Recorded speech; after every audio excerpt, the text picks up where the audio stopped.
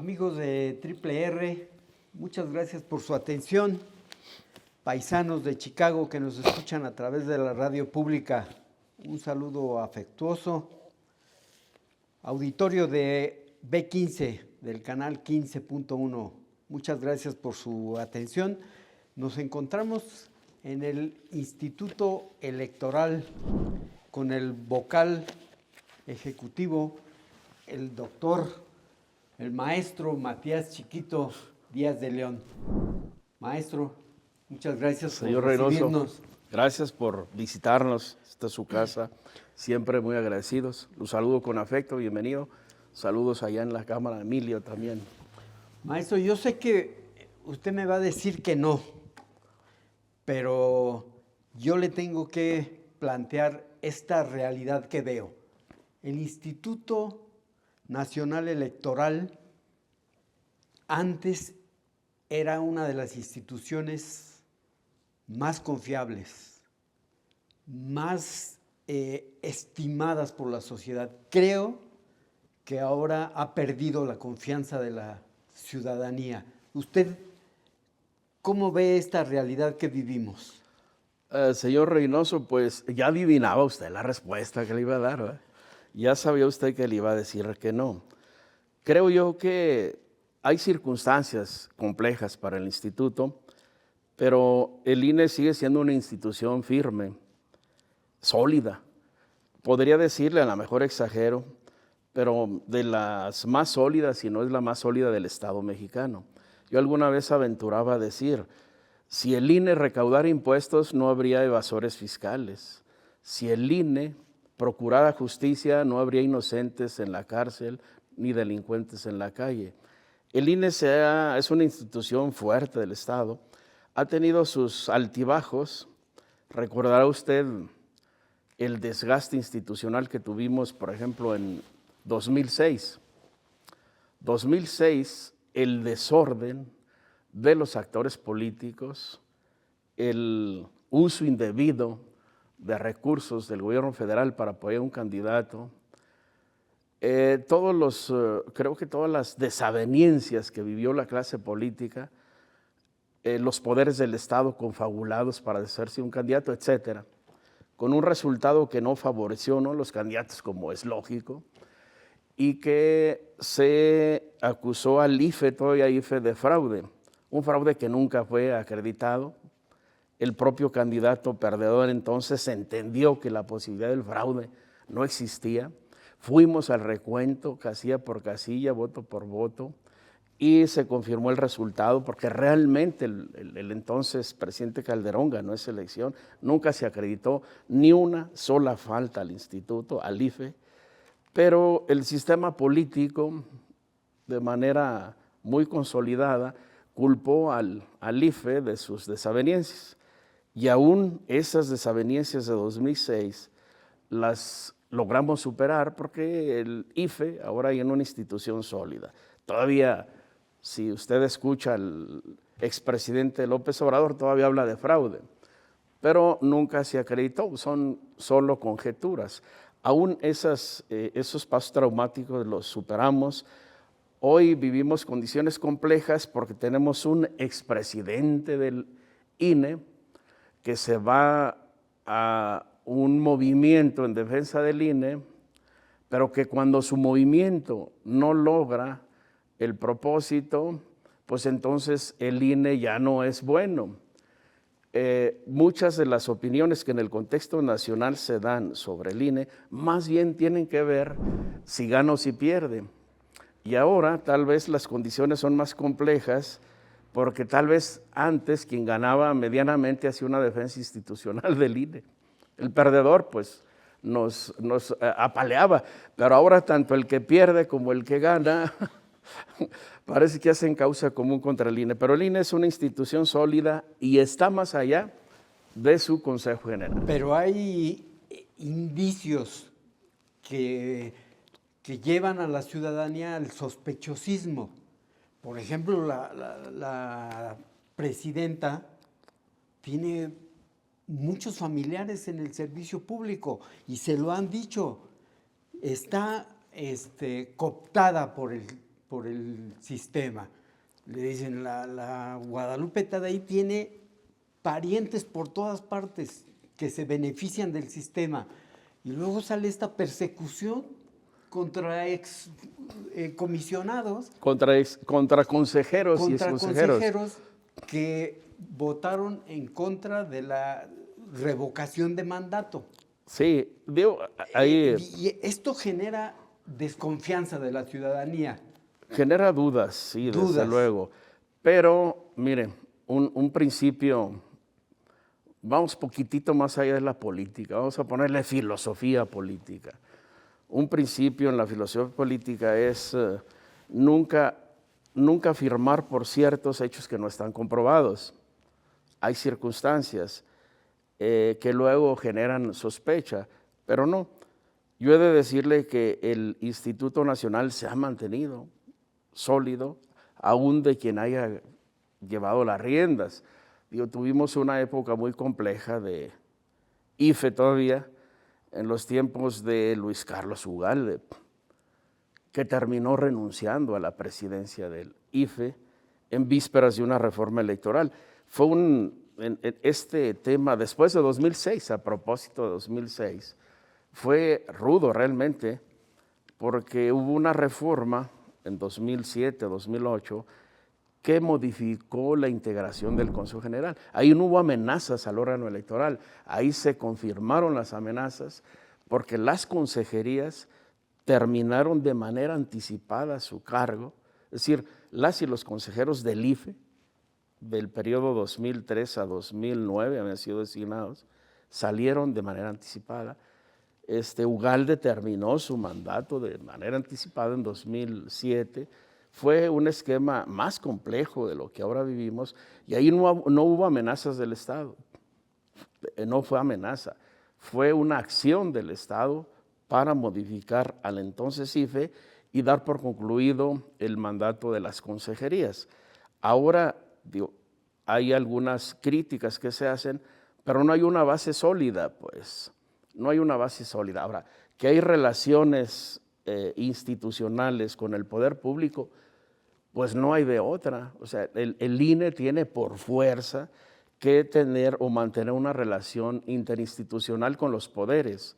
Hay temas delicados en la elección, bueno, empezando desde lo presupuestal, hay que tener trato con la Cámara de Diputados, temas de seguridad que se tratan a través de la Secretaría de Gobernación, es decir, hay un trato interinstitucional constante, permanente. Yo le diría que no se ha puesto en riesgo la autonomía e independencia del INE por una razón fundamental. El IFE, INE fueron hechos, tienen un diseño institucional que no le permite valorar si hace el bien o hace el mal. El INE está hecho para hacer el bien. Entonces, quien dirija o quien conduzca al Instituto Nacional Electoral está, por decirlo así, está condenado a hacer el bien. Es decir, hacer las cosas conforme a las reglas del juego. Y si alguien se sale de ahí, hay procesos. Conforme a las reglas hasta ahora vigentes, pero ya tenemos la reforma electoral que va a mandar la presidenta y que le va a alcanzar a la estructura del Instituto Nacional Electoral. ¿Qué esperan de esta reforma? Sí, déjeme cierro la idea anterior, por lo que comentaba de las familiaridades de la presidenta. Digo, creo que ha sido son temas ordinarios, pues. Cada presidente del IFE, INE, ha tenido tratos con el poder y han sido institucionales, nunca fueron observados de manera distinta. Creo que es lo que ordinariamente ocurre. Digo, cada persona tiene a su vez el derecho de transitar en el mundo laboral o político, que sí es observable, desde luego que sí, pero las instituciones se mantienen. Ahora, este tema también, para no dejarlo en el aire, de consejerías que eventualmente fueron sujetas a un procedimiento por el órgano interno, es un procedimiento, es lo que ordinariamente hay, es lo que ordinariamente se da, pero el hecho de que se inicie un procedimiento sancionador en vía de responsabilidades no implica que necesariamente se configuren las responsabilidades. Digo, el proceso es para acreditar si hubo o no. Pero puede ser también para intimidar. Mire, luego no estamos muy acostumbrados a ser observados, a ser sujetos de procedimientos o de juicios de responsabilidades, pero como servidores públicos, señor Reynoso, como servidores públicos estamos expuestos, necesariamente expuestos. No es muy ordinaria. Yo escuchaba en días pasados a las consejeras, pues preocupadas, ¿no? ¿Qué le digo? Sin ir lejos. Yo fui sujeto de 2 procedimientos de responsabilidades por temas que pudieron haber llegado a graves. Graves porque implica no solo la destitución del cargo, sino inclusive responsabilidad penal. Me iniciaron desde ahí procedimientos sancionadores que fueron solventados y el tribunal concluyó que no había responsabilidad, pero digo yo, es lo que ordinariamente ocurre. No estamos muy acostumbrados a ser observados, pero como servidores públicos debemos sujetarnos a los procesos de responsabilidades. México es un país donde hay infinidad de leyes, infinidad de obligaciones, infinidad de posibilidades de sanciones, pero no se aplican. Imagínense, abrirle juicio político a un funcionario público es escandaloso, pero debería ser lo ordinario, pero no estamos habituados a ello. Entonces creo yo, sí, cierro esa idea, las reglas del juego del sistema electoral, de la operación del proceso electoral, son buenas, son o están orientadas institucionalmente para que los procesos sean buenos. Le doy la anécdota de los filósofos liberales del siglo XVIII, sería. ¿Cómo hacer que el poder sea bueno? El poder por naturaleza no obra bien, pero ¿cómo le hacemos para que haga el bien? Bueno, decían ellos, vamos atándole las manos para que no haga el mal. Y por deducción tendrá que hacer el bien. Fueron las ideas filosóficas de la división de poderes. Asignar atribuciones y cada poder solo puede hacer lo que la ley le permite. En el INE hay esa distribución de atribuciones y cada órgano del INE solo puede hacer lo que la ley le permite u ordena. El Consejo General, que es el órgano máximo de dirección, tiene su ámbito de atribuciones y un consejo distrital acá en Fresnillo, Jerez, Guadalupe, Zacatecas, tiene su ámbito de atribuciones y las ejerce sin preguntarle al órgano superior, oye, ¿cómo le hago? Y sin esperar ni recibir línea del órgano superior, porque la ley le da atribuciones y las ejerce. Un consejo local, como en este recinto donde nos encontramos, somos un intermedio ahí. Cuidamos que lo que viene del centro no quebrante el orden legal hacia lo distrital y que lo distrital se enmarque, el ámbito distal, su acción esté en el marco legal. Y si se sale del marco legal, este consejo local los lleva a la legalidad. O sea, en el ejercicio de sus atribuciones. Cuando hay actos que ya no alcanzan a la autoridad electoral, entonces se van al tribunal. Pero todo está tan milimétricamente regulado que difícilmente un funcionario electoral puede salir del marco de la legalidad. Y cuidamos, señor Reynoso, cuidamos no solo lo legal, porque a veces cumplir lo que la ley dice no es suficiente. Hay que valorar las decisiones en un contexto político y social. Es decir, yo decido y mi decisión cómo impacta en lo político, en lo social. No le vamos a generar desorden al poder público. Así funciona el INE, así funciona el IFE, el INE. Qué bien, dice usted, y con razón. Pues a lo mejor ahorita están bien, ¿no? Pero ¿qué vendrá después? Yo creo que este movimiento, esta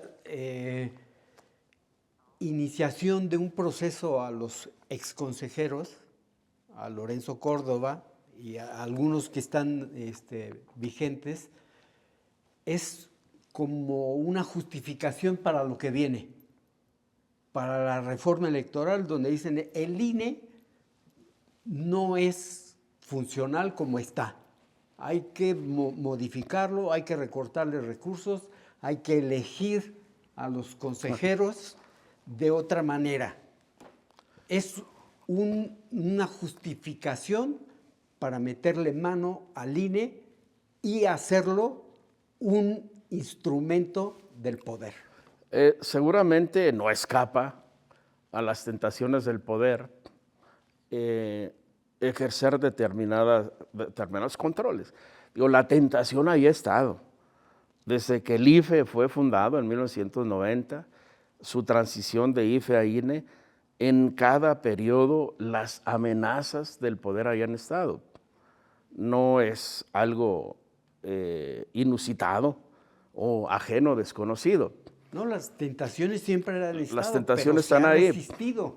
Mira, por ejemplo, La institución ha soportado esas presiones. 1998, ya en el IFE de Waldemar.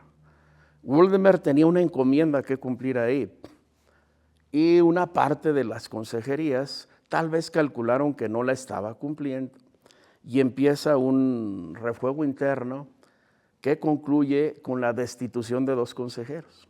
Es el órgano interno de control del IFE, sin tener atribuciones, destituye a 2 consejeros y sanciona a otros 2.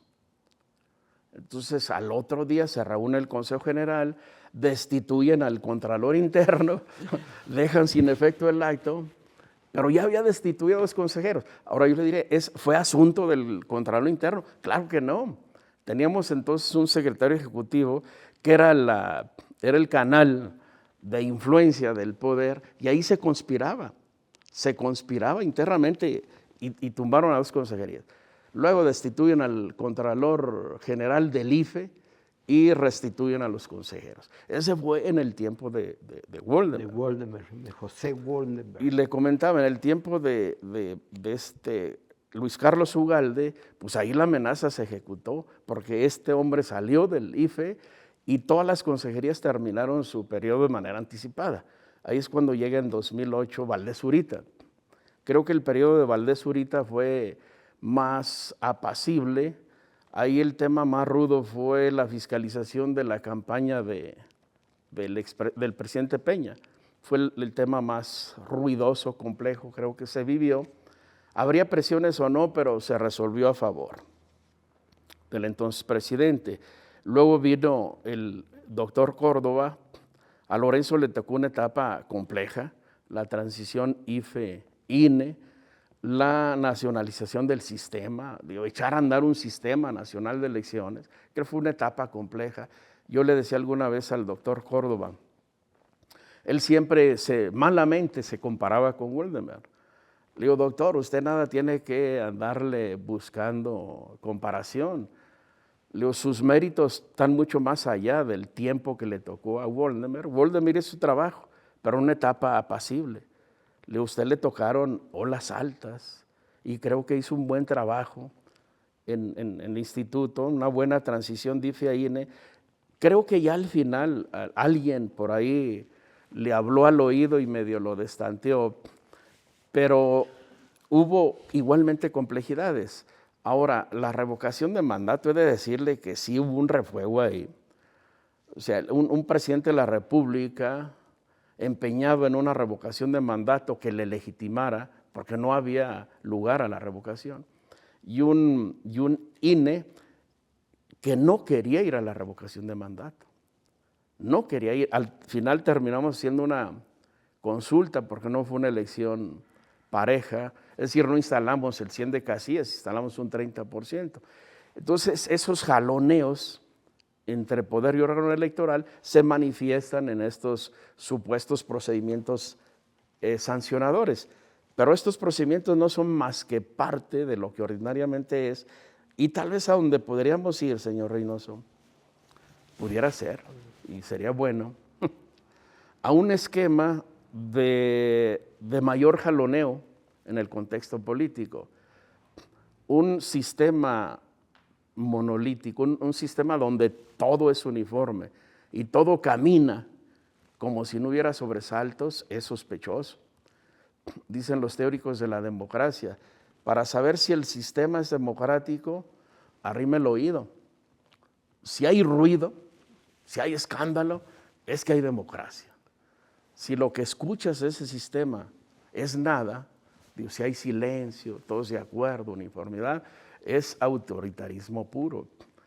Entonces creo yo que puede ser una dinámica, una nueva forma de construir acuerdos que denotan al menos que si hay jaloneos, al menos denotan que hay competencia, que hay debate, que hay disenso.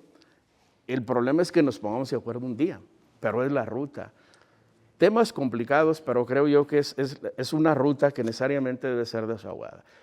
Le preguntaba yo al principio, maestro, si el INE ha perdido credibilidad, ha perdido confianza ciudadana y se hace actual esta esta desconfianza, porque en Zacatecas ya todo el mundo habla de la sucesión del 27, ya están en campaña, algunos actores acusan que el mismo gobernador está paseando a su candidata. Y el INE... El INE no hace nada, El INE dicen. no dice nada. Ni el INE, Ni el IES. Ni el IES. El IES Entonces, menos, porque no tiene con qué moverse. Los ciudadanos dicen, no, pues es que ya estas instituciones electorales sancionadoras, reguladoras, supervisoras, ya no sirven para nada. Ya cada quien hace lo que quiere. Hay adelanto de campañas y nos mantenemos en la pasividad. ¿Esto es legal? Bueno, fíjese que ahí habría que darle una interpretación adecuada y eso nos puede llevar a la reforma. Lo cierto es que la forma de hacer política se va desordenando cada vez más. Y tenemos autoridades electorales que fueron diseñadas para un ámbito de desorden moderado, por decirlo así. Y ya cuando no es moderado, esas instituciones tienen que fortalecerse. Le pongo un ejemplo muy burdo. Yo oí alguna vez al comandante de la Policía Municipal de San Miguel de Allende, Guanajuato, después de una San Miguelada. Le reclamaban, oye, ¿por qué no pones orden? Dice, mira, somos 50 policías y el día de la San Miguelada hay 5,000 borrachos en el pueblo, incontrolables. Entonces, materialmente, como 50 policías controlan a 5,000 borrachos. No hay manera. Entonces, 5,000 borrachos. Si los borrachos son los que pagan. Y destrozan el pueblo, porque sí lo destrozan. Bueno, volvemos a lo político. Las regulaciones que hoy tenemos de actos anticipados, fiscalización de las campañas, etcétera, el antecedente es la elección de 2000. Un financiamiento desbordado a las campañas. Al menos lo que el IFE de ese tiempo acreditó es que una institución pública le había trasegado 500 millones de pesos a un candidato, no a un partido. 500 millones que salieron de un banco en efectivo a la oficina de un candidato que debería estar en bote. Y el financiamiento ilegal acreditado de la campaña del presidente entonces, de Fox. Ese desorden de dinero y medios es lo que regula en 2000, lo que viene como consecuencia de la regulación de 2007 a 2008 de los actos anticipados de precampaña, de campaña y la sanción al financiamiento ilegal. Hoy en día se anula una elección cuando acredita financiamiento ilegal o se acredita actos anticipados de campaña o de precampaña o acceso indebido a radio y televisión. De ahí vienen, pues, esas son las fuentes de la regulación que se dio en 2007, 2008 y se reforzó en el 14. Pero la posibilidad de sanción escapa a la autoridad electoral. La ley le regula un acto anticipado de precampaña o de campaña cuando ya inició el proceso electoral, cuando ya está iniciado el proceso electoral o está por iniciar o ya inició. Pero legalmente, el extremo legal es sanciona precampaña o anticipados de precampaña o anticipados de campaña, actos de esa naturaleza, solo si están vinculados al proceso electoral, que ya arrancó el proceso electoral. Y la autoridad competente para sancionar depende de la elección que se afecta. Si es la elección federal afectada, el INE entra. Si es la elección local afectada, el órgano local, el IES, debe entrar. ¿Qué pasa ahorita, señor Reynoso? Tal vez sea desesperante, y es tan desesperante que lo digo así, esos actos que parecen anticipados no están en la cancha del órgano electoral porque no estamos en proceso electoral. Tendríamos que esperar un año que inicie el proceso electoral, y si se dan en esa forma, habría sanción. Y olvídese de pesos y centavos. La sanción sería o el impedimento para que quien tiene ventaja indebida sea candidata o candidato. Entonces, ahorita, ¿qué se puede hacer? O sea, no hay vacíos legales, no hay lagunas legales, las lagunas a veces están en otro lado. Y no es que el INE o el IES no haga nada. La autoridad hace lo que la ley le permite u ordena. Lo que vemos o lo que podemos apreciar, sí, es que hay dinero promoviendo personas y no sabemos el origen del dinero. Y como las personas que se promueven son funcionarios públicos, están sujetos a las reglas de rendición de cuenta y de transparencia. Y esas reglas las aplican los órganos auditores. Hay un auditor superior de la Federación que regula la aplicación del dinero público federal. Hay un auditor en el Estado que regula la aplicación del dinero en el Estado. Hay una Secretaría de la Función Pública. Cada ente público tiene un órgano interno de control. El gobierno federal tiene una Secretaría de la Función Pública, es decir, hay entes auditores que tienen competencia, atribuciones y responsabilidad en el seguimiento del dinero. Y si el dinero no es público, no sabemos cuál sea el origen, pero tiene un origen. Hay una secretaría una unidad de inteligencia financiera que no solo puede, sabe, conoce el flujo de efectivo. Esa es la parte seguramente que debería preocuparnos y esperar que en su oportunidad el INE o el IFE accionen. ¿Qué si hacemos ahorita? Bueno, traemos oficialías electorales por todos lados. La oficialía electoral es la fe pública electoral, es el notario público electoral. Traemos oficialía electoral de lo que hay, lo que está publicado. No estamos en proceso electoral, pero tenemos un expediente. Cuando empiece el proceso electoral y alguna de estas personas cae en nuestro territorio, entonces sí podemos acreditar, a ver, aquí hay una ventaja indebida. En lo electoral solamente. Hay una ventaja indebida y no puede ser candidata o candidato. Pero en lo que tiene que ver con uso de dinero, el INE no audita. Están los entes auditores que habría que moverlos. El senador en días pasados decía, y es que el INE no hace nada. Yo le preguntaría al senador, nada más por encimita, ¿ha presentado alguna queja?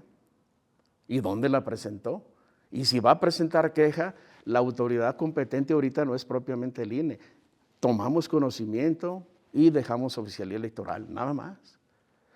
Pero hay entes auditores. Hasta que empiece el proceso, ¿que empieza cuándo?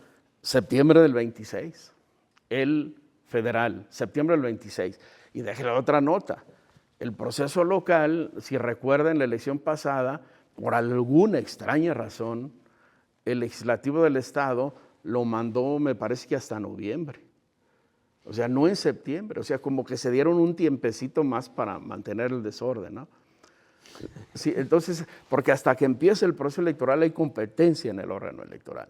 Fuera del proceso, sí dejamos la evidencia.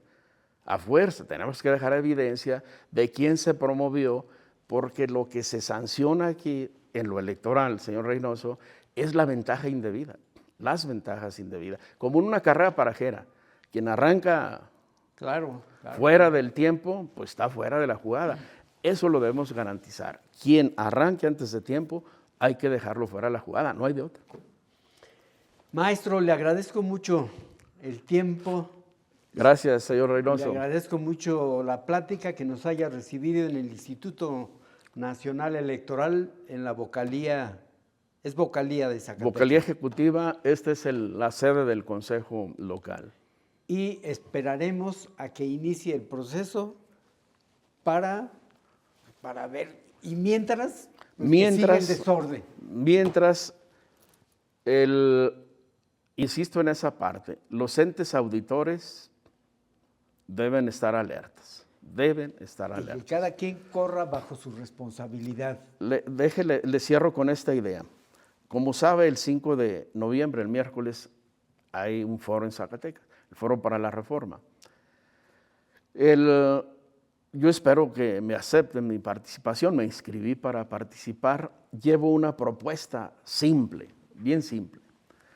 En el tema, el punto 2, sobre la representación política, la representación del pueblo.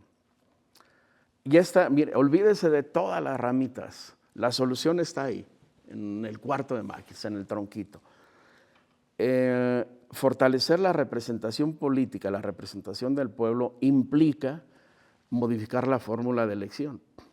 Mi propuesta es fortalecer la representación proporcional, que sea ahora sí representación proporcional pura representación proporcional para legislativo, eliminar la mayoría relativa en los congresos, eliminar las listas plurinominales, eliminar los pluris, las listas plurinominales, y si va a ser de representación proporcional,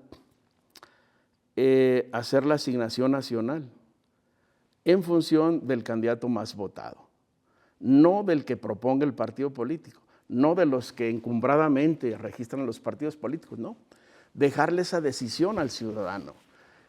No votar por lista, no listas plurinominales, sino en distritos uninominales, y ya votados hacemos una relación de más a menos y le asignamos a los partidos en proporción directa porcentaje de votos, porcentaje de diputaciones, senadurías.